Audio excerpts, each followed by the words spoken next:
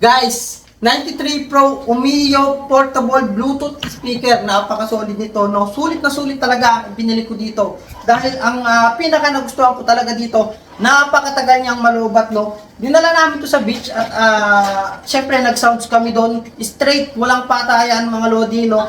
6 hours tuloy-tuloy bago siya nalubat, no? Grabe, napakaganda nito at napakalakas din niya, no? So, sample tayo, no? Sample lang tayo ng konti. So, ganito siya kalakas.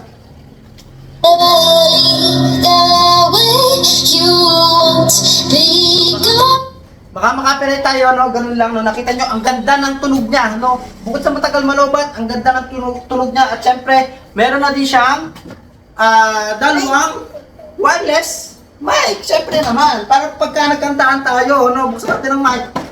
Yes! So, yun. Kung kailangan nyo lang pang malakas sa tutugan, kuhanin nyo ito. Bumili na kayo.